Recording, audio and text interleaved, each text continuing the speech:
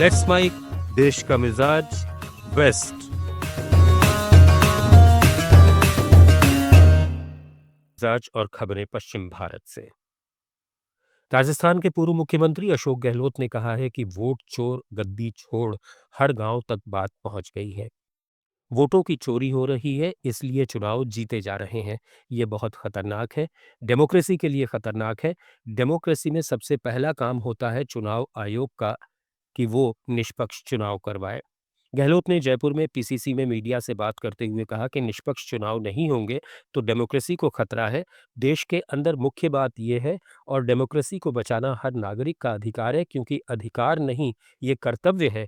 अगर वोट चोरी नहीं रुकी, निष्पक्ष चुनाव नहीं हुए चुनाव आयोग के, तो आप बताइए कि वोट का अधिकार चला जाएगा। इलेक्शन कमीशन जांच करवा देता उस वक्त, तो उसमें कितने वोट कहाँ गड़बड़ हुई कहाँ नहीं हुई स्पष्ट हो जाता।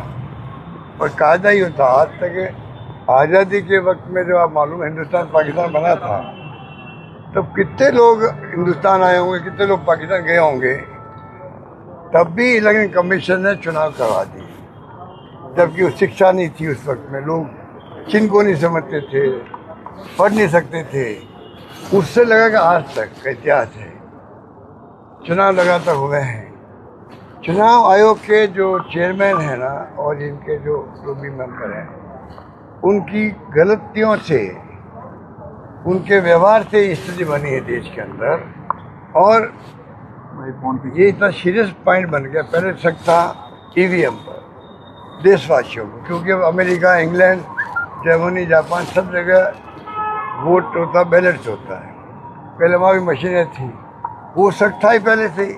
सुप्रीम कोर्ट तक लोग गए तो उन्होंने कहा वीवीपैट लगा दो, ये चल रहा था।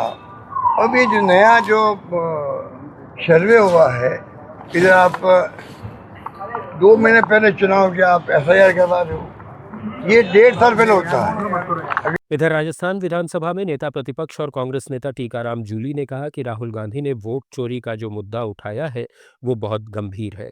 उन्होंने पूरे तथ्यों के साथ मुद्दा उठाया है। ये सरकार वोट चोरी करके सत्ता में आई है। हमने वोट चोरी के खिलाफ जो अभियान चलाया है उसमें गांव-गांव तक जाएंगे और वोट चोरी को रोक कर दिखाएंगे।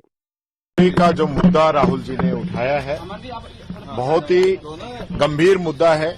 तथ्यों के साथ उन्होंने पूरे डेटा के साथ उन्होंने उठाया है। और ये सरकार जो है वोट चोरी करके सत्ता के अंदर आई है।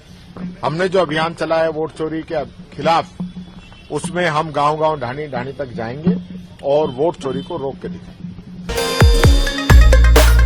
मुंबई में 2006 के सीरियल ट्रेन ब्लास्ट मामले में 9 साल तक जेल में रहने के बाद बरी हुए डॉक्टर वाहिद दीन मोहम्मद शेख ने 9 करोड़ रुपए के मुआवजे की मांग की है। शेख ने राष्ट्रीय मानवाधिकार आयोग, महाराष्ट्र मानवाधिकार आयोग और राष्ट्रीय अल्पसंख्यक आयोग को याचिका भेजी है। 46 साल के शेख का कहना है कि ये लड़ाई सिर्फ पैसों की नहीं बल्कि इंसाफ और स्वीकार्यता की है। उन्होंने कहा कि 9 साल जेल में बिताने से उनकी जवानी, आज़ादी और परिवार की खुशियां छिन गईं। हिरासत के दौरान प्रताड़ना झेलनी पड़ी और परिवार को आर्थिक, सामाजिक और मानसिक तौर पर भारी नुकसान उठाना पड़ा। शेख एक स्कूल शिक्षक हैं और परिवार के अकेले कमाने वाले सदस्य थे।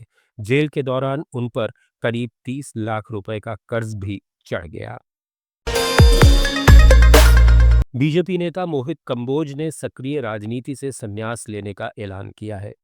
कंबोज को महाराष्ट्र के उप मुख्यमंत्री देवेंद्र फडणवीस का करीबी माना जाता है। उन्होंने कहा कि वे भाजपा के सदस्य बने रहेंगे, लेकिन अब राजनीति से दूरी बनाकर अपने व्यवसाय पर ध्यान देंगे।